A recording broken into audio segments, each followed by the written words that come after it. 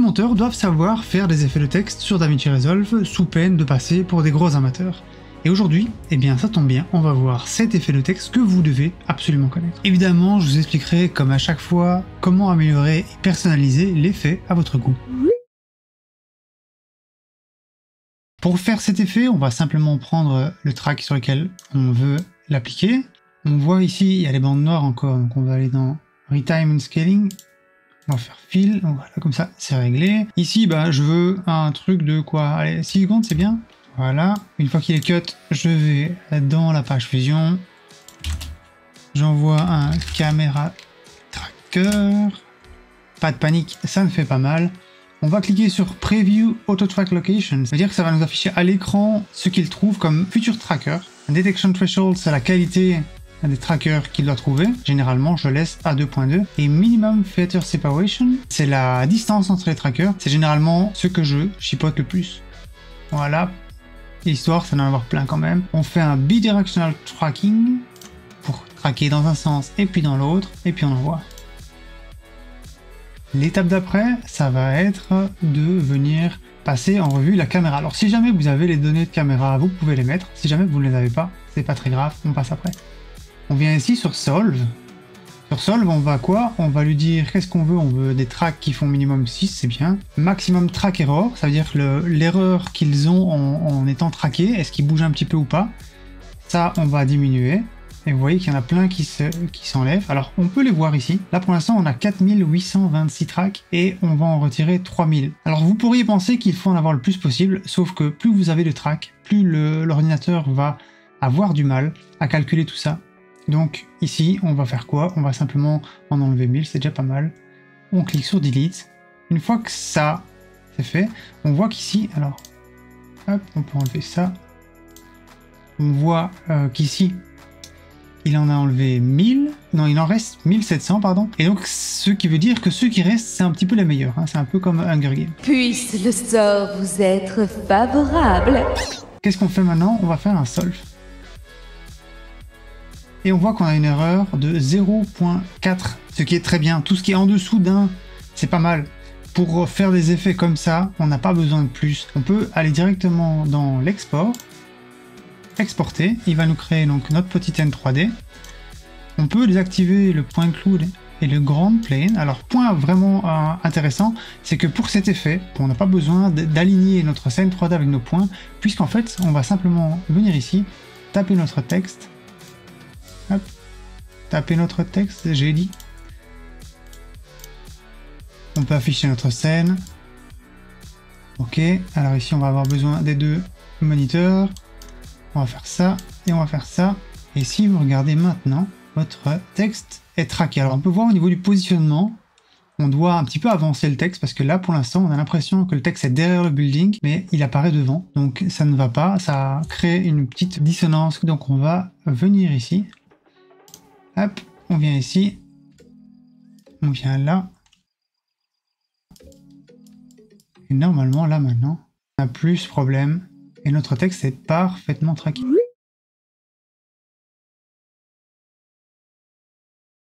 Alors imaginons que je veux améliorer ma scène, créer un truc un peu plus sympa, je vais venir ici, je vais créer un petit peu d'extrusion, pour l'instant on a juste un truc en 2D, donc je vais venir ici, on va, voilà, sortir quelque chose comme ça. On va lui mettre une petite loupiote.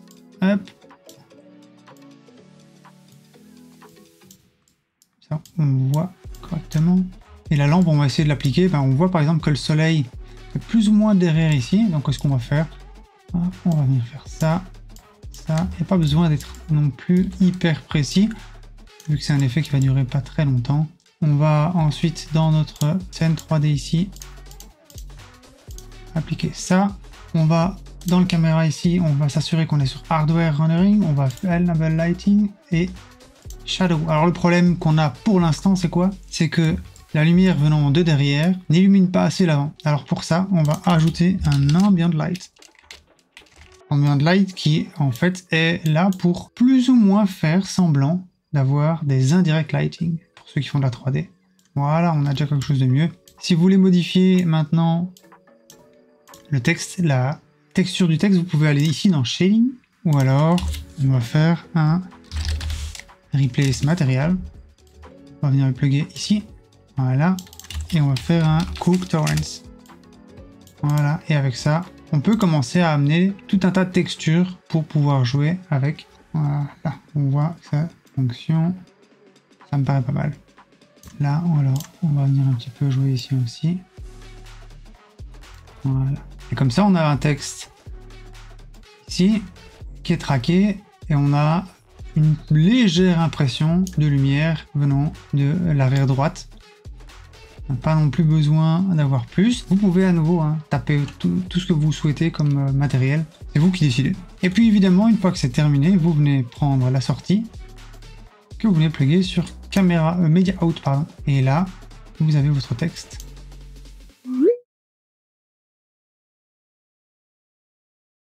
Alors pour cet effet, on va venir choisir un endroit, par exemple là c'est pas mal, on cut le début, on cut la fin, hop, on a un truc sympa, on vient ici dans Fusion, je vais venir faire le Magic Mask, faire ici, alors Magic Mask, vous connaissez, vous venez ici, on vient sélectionner tout ce qui va bouger, je vais ensuite faire un tracking, une fois que mon tracking est fait, je viens déposer un texte.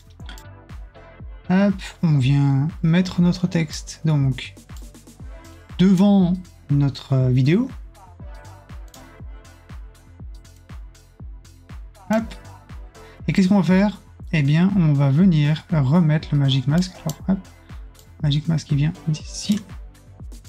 Et on vient le remettre juste au-dessus. Et qu'est-ce qui va se passer? Eh bien, notre petite madame, quand elle va passer, elle va effectivement passer dessus. Alors, on voit que notre Magic Mask n'est pas tout à fait bien coupé. On va aller dans Mat, on va aller blurrer un tout petit peu. Voilà. Peut-être un tout petit peu. Éroder tout ça. Et là, je pense qu'on devrait être sur quelque chose de pas mal. On vérifie notre masque pour voir s'il est bien propre. On a vraiment quelque chose de propre ici. C'est parfait. Eh bien, je peux venir avec ce texte-ci réappliquer ce texte-ci derrière.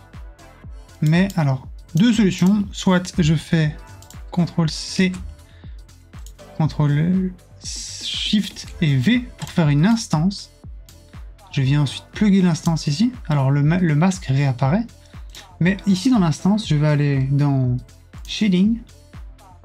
Je vais faire Apparence, clic droit, des instances. Et cette fois-ci, je sélectionne ceci. Thickness, je peux aussi faire des instances et venir modifier un petit peu. Et on a notre effet.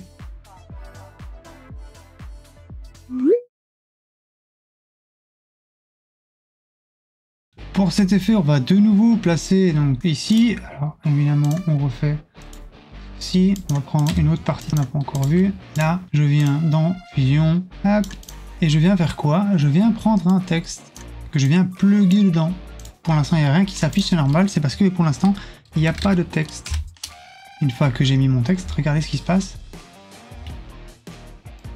Hop. Voilà. Et donc, on a notre texte qui s'affiche à l'intérieur. Alors pour l'instant, ça donne pas grand-chose parce qu'on voit le background est transparent. Si jamais ça passe sur du noir, ça donne quelque chose comme ça. Si jamais vous voulez voir ici dans Fusion ce qui se passe, alors soit vous venez cliquer ici pour désactiver le checker underlay, ou si vous savez déjà que vous allez utiliser un background noir et que vous voulez absolument garder ça, vous pouvez venir le plugger sur un background noir comme ceci. Ça c'est vous qui voyez. Une fois qu'on est là, vous pouvez modifier votre texte pour qu'il prenne toute la place. En général, ça donne un peu mieux.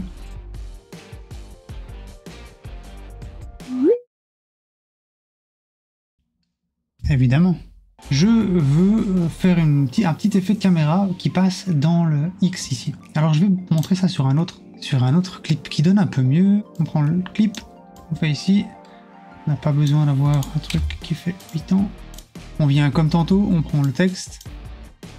On vient plugger. On vient là. On va enlever ici le check underlay, ce sera plus facile pour voir. Et hop, évidemment. Voilà, j'ai de la chance pour l'instant, mon X tombe pile poil au milieu de mon texte, ce qui veut dire que si je fais un zoom correct, eh bien je vais passer entre. Alors attention, Je sais que j'ai l'habitude de dire que si vous voulez faire un zoom, vous prenez un transform parce que c'est plus visuel d'avoir les deux nodes l'une après l'autre. On sait visuellement qu'il y a une transformation sur le texte. Mais si vous utilisez un transform, je vais vous montrer ce qui se passe. On commence à avoir des pixels. Alors si vous faites quelque chose de rapide et que ça ne se voit pas trop, bah tant mieux, vous pouvez utiliser le transform. Mais pour faire cet effet, c'est un des seuls effets pour lesquels je préfère utiliser le size ici. Le size ne fera pas de pixels. Si on vient sur par exemple 60, ça me paraît bien, size, et on revient ici et on va remettre quelque chose comme 1. On peut ouvrir mes keyframes. Là. Hop. Shift S. Et normalement, on devrait avoir notre effet. Alors si jamais vous avez un texte dans lequel vous voulez faire passer quelque part d'autre qu'au milieu, vous allez devoir jouer un petit peu sur le transform ici. Vous pouvez jouer aussi sur le Center Z. Si jamais vous avez vraiment du mal, vous pouvez aussi utiliser un S-Text. S-Text avec un S-Transform et un S-Render.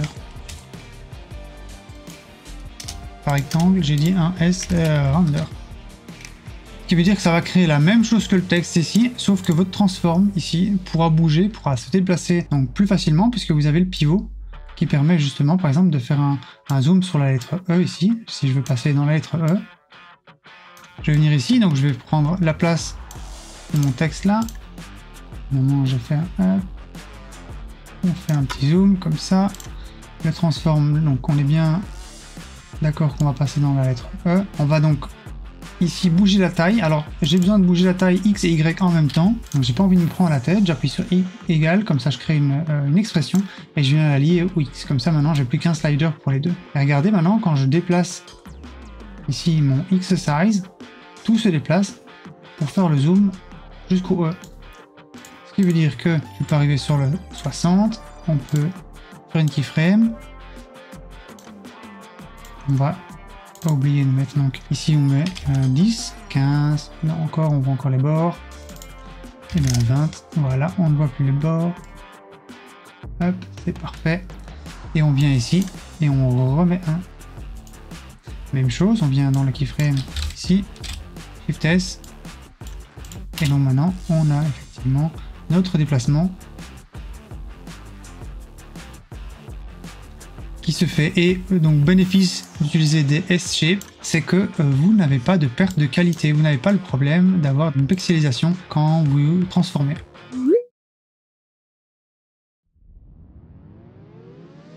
Pour cet effet, on va venir prendre un texte plus, on vient mettre ici, on va dans Fusion. Ici, on peut augmenter un peu la taille. Pour faire notre effet, on a besoin de faire un déplacement sur notre texte. Pour ça, eh bien, on va choisir une Displace. Hop, on vient mettre ici. Et donc, la Displace, qu'est-ce qui va se passer? Imaginons, je vais prendre un Fast Noise. Que je vais plugger ici. On va aller dans les XY. Utiliser Y offset et X offset, tous à -5. Et qu'est-ce qui se passe? Quand je déplace le X refraction, j'ai un déplacement de ce genre là. Ok, c'est déjà pas mal. On vient ici, on va créer du scale, mais on va pas créer du scale uniformément. Moi je veux qu'il y ait un glitch un petit peu de manière horizontale. Donc qu'est-ce que je vais faire? Je vais venir ici. On va prendre ça, on va venir le mettre là, et je peux commencer à avoir quelque chose comme ça. Un petit peu. Ici, on peut faire le contraste. Alors c'est pas mal déjà. Et ce que je vais faire, hop, comme ça, avec le seat rate, je crée du mouvement. Qu'est-ce que ça fait? Bon, alors c'est peut-être déjà quelque chose que vous voulez faire, ça c'est vous qui voyez. On va faire, donc j'ai plus besoin d'avoir du glitch comme ça et un peu moins comme ça. Ok. Maintenant, on voit que mon déplacement ici, il est fort smooth. Vous voyez ce que je veux dire? Les lignes sont toutes courbes, il n'y a pas de glitch tout droit. Et c'est rare d'avoir quelque chose comme ça dans un effet de glitch. On va utiliser un blur. Alors le blur qu'on va utiliser, c'est le Mosaic Blur. Et vous voyez tout de suite, dès que j'applique le Mosaic Blur, on a un effet de glitch un peu plus sympa. Qu'est-ce qu'on va faire maintenant? On voit que ça ne se déplace pas assez vite. Donc je vais ajouter un peu plus, ça devient sympa. Ok, on peut même aller plus vite encore. Si je veux maintenant avoir une transition dans mon titre, parce que mon titre doit être quand même un peu lisible, je peux venir dans le display et ici, vu que je n'ai aucun déplacement sur cet axe ici, le Y, je peux commencer à animer donc l'axe X. Je peux venir par exemple dire que à la frame 25, mon glitch s'arrête. Donc je vais faire ça déjà, je viens créer une keyframe au premier, je reviens sur ma frame 25 et je viens là. Et donc là on a un glitch assez sympa. Alors un petit truc que je trouve vraiment sympa, c'est qu'on peut rajouter du stop motion. Et si vous rajoutez du stop motion, vous allez voir maintenant l'effet. Si on peut le passer à 2 par exemple. Et on a un truc qui commence, vous voyez, à avoir un peu plus de gueule. Ok, mais comment est-ce qu'on fait pour aller un peu plus loin, Chris? Eh bien, on peut essayer d'avoir des glitches de couleurs. Alors, ici, on voit que le display, on peut, par exemple, faire ça. Vous voyez, j'ai simplement décliqué le rouge et on a un truc comme ça.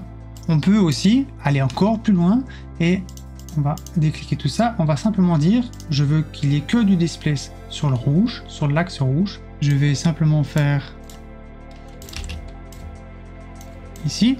Si je copie simplement ici, là, pour dire pour l'axe green, eh bien, le problème, c'est que les deux ici vont se déplacer à la même vitesse que ceci. Alors, je peux utiliser un time speed,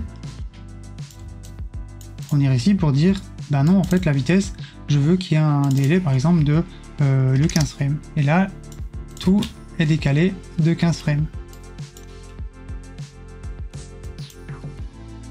Donc ceci, le speed ici, et le speed, vous voyez que, non, ici on va prendre celui-là et celui-là, c'est pas le même. Si jamais je veux aller encore plus loin, Chris, eh bien, on va venir ici. Celui-ci, on vient dire, alors attendez, qu'est-ce que j'ai fait?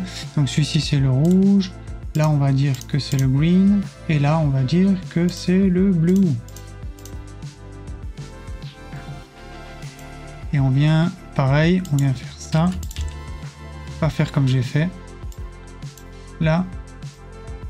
Et là. Et sur le time speed ici, on va lui dire, bah non, en fait, on va faire 25 frames. Et là, maintenant,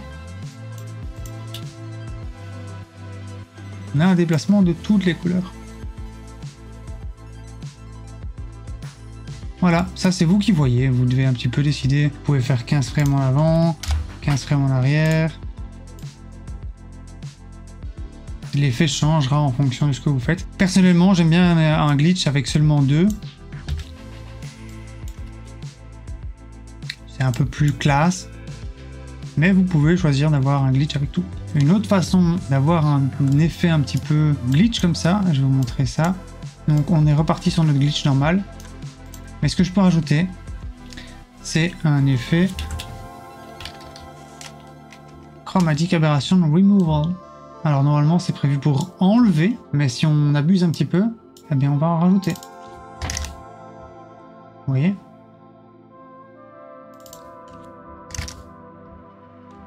On voit qu'on en rajoute. Vous pouvez utiliser un autre outil, si jamais vous ne voulez pas utiliser celui-là. Vous allez dans les effets, Template, Fusion, Tools, et vous avez un Chromatic Aberration ici que moi j'aime beaucoup.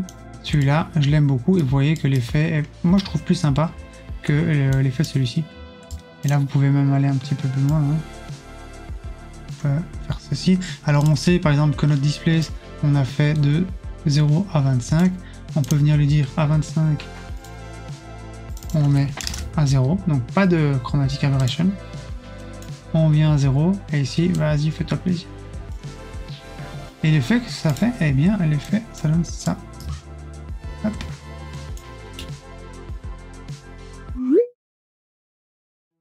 Pour cet effet, vous allez prendre un texte plus. On va venir ici. Je vais écrire ça se saurait. Hop, on est parti. On va dans Fusion. Dans Fusion, on ouvre notre Media Pool. Si c'est pas encore fait, on prend notre texture. Et si on plug notre texture directement dans le masque, eh bien on voit que rien ne se passe. Alors on va agrandir un petit peu notre texture. Voilà, notre texte. Et le problème ici, donc pourquoi est-ce qu'il n'y a rien qui se passe? Eh bien, c'est parce que ça n'a pas d'alpha. Alors si je veux vérifier qu'il y a un alpha, j'appuie sur A et je vois que c'est tout blanc, c'est-à-dire qu'il n'y a pas de transparence. Comment faire pour transformer une image en alpha? Eh bien, on va prendre une bitmap. Alors, je sais pas pourquoi elle se met là. Hop, on vient la mettre ici. Il n'y a toujours rien qui se fait parce que le channel, pour l'instant, s'est mis sur alpha. On va venir le mettre sur luminance. Et tout de suite, on voit que notre texture s'affiche carrément dans notre texte. Et là, déjà, comme ça a beaucoup plus de gueule. Si jamais vous devez mettre un texte comme ça sur fond noir, regardez, ça donne carrément beaucoup mieux. On va essayer de l'améliorer un petit peu. Si je fais ça, une image à 5600, donc une image 5K, qu'est-ce que je vais faire? Eh bien, je vais venir donc afficher mon template.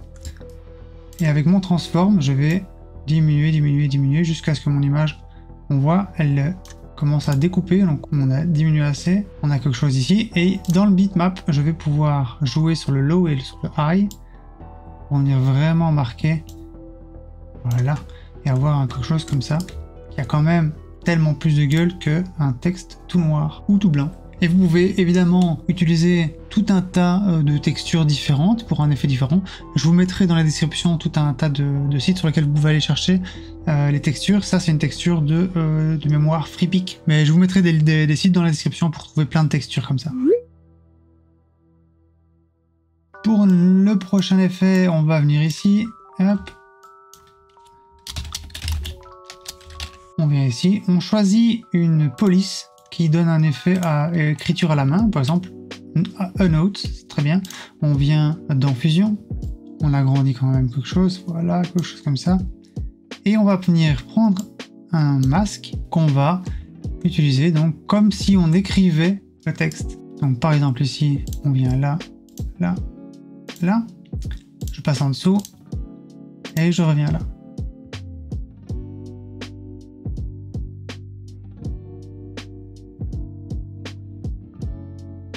Une fois que vous avez fini votre masque, vous pouvez venir ici pour le verrouiller. Enfin, non pas pour le verrouiller, ça c'est le verrouiller. Ça permet de faire des modifications, mais je peux cliquer à droite à gauche. Vous voyez, ça ne rajoute pas de points. Une fois que c'est fait, qu'est-ce que je vais venir faire?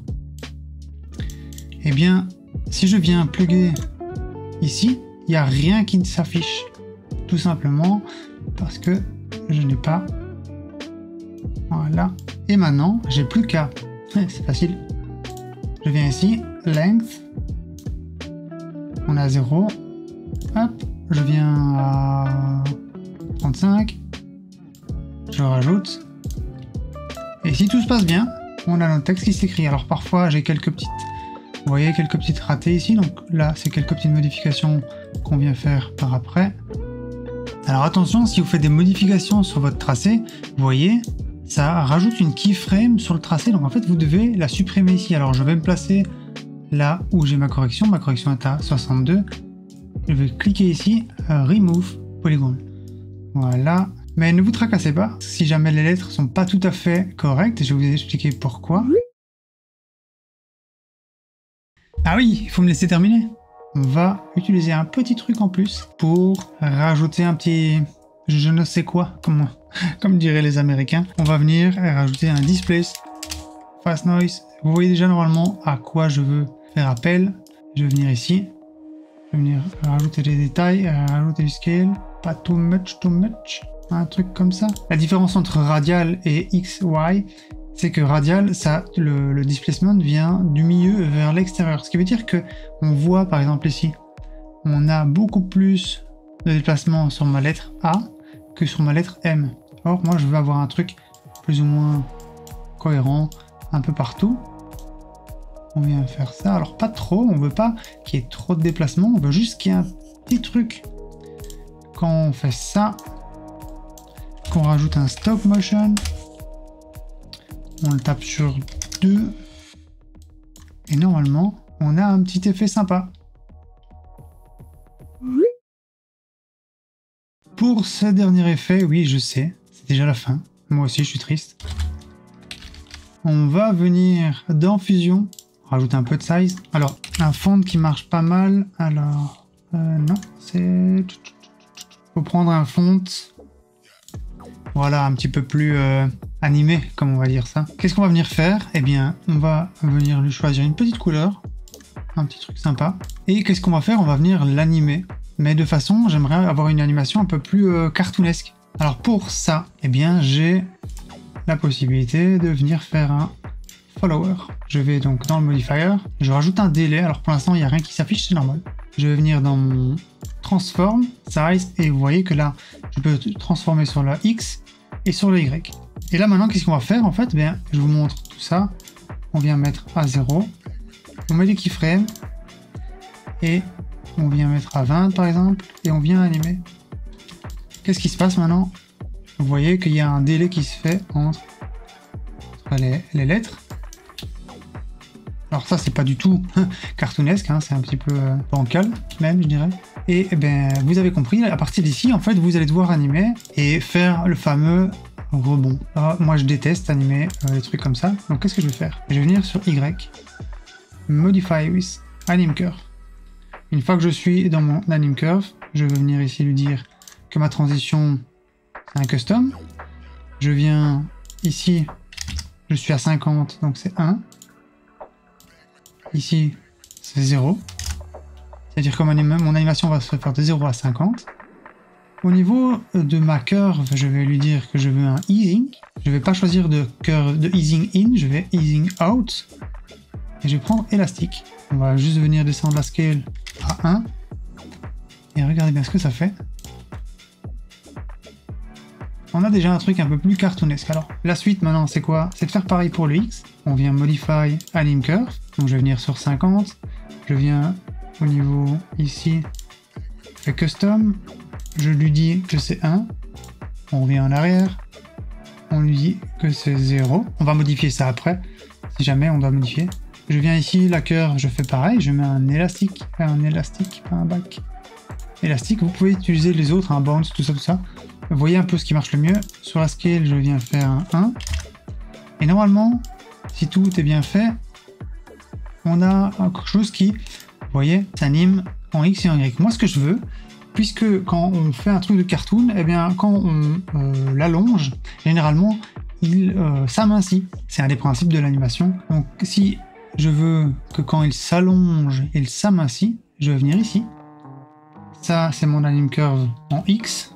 Je viens sur le time offset et je viens diminuer. Hop.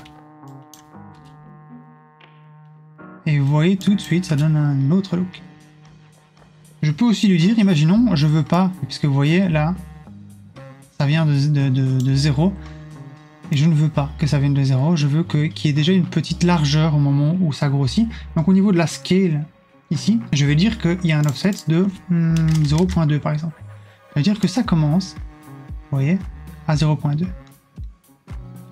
Si je fais un offset, ça veut dire que ma scale ici est égale à 1.2, puisque la scale plus l'offset, c'est la valeur qu'il y a ici. Donc ici, qu'est-ce que je vais faire? Je vais faire 0.8, comme ça je reviens à ce que j'avais avant.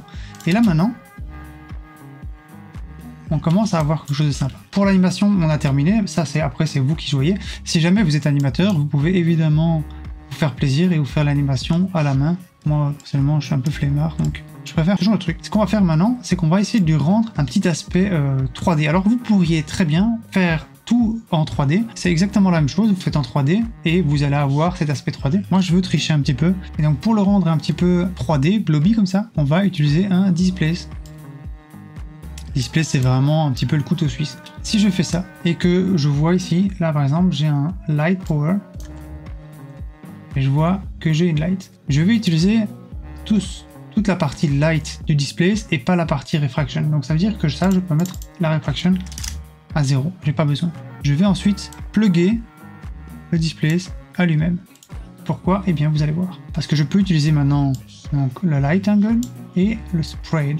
Et si je vois avec le spread, vous voyez que ça commence à avoir un petit effet 3D. Donc j'ai le highlight et le shadow. Alors le shadow, si on regarde correctement, ça devient transparent. Alors comment pallier à ça? Eh bien, je vais venir ici, je vais prendre un brightness and contrast. Je plug mon texte dans le brightness and contrast que je viens plugger juste après, derrière. Et là, on vient faire ça. Et là maintenant, je n'ai plus cette partie transparente, mais comme je veux... Voilà. Et là, j'ai créé Donc la partie donc opposée, la partie ombragée à ça. Vous pourriez très bien, à la place d'un brightness and contrast, utiliser un color et choisir la couleur si jamais vous voulez une couleur particulière. Ça c'est aussi vous qui voyez. En faisant ça, on a donc notre effet 3D. Alors le problème de cet effet 3D, c'est qu'on voit, ça fait un petit glow autour. Alors si jamais vous aimez bien, vous pouvez laisser. Si jamais vous aimez pas, vous venez prendre le template et vous venez le plugger dans le masque également. Et là, on vient d'enlever notre effet glow. Et donc on a notre petit texte qui a un effet 3D. Et maintenant, et on voit ce que ça donne.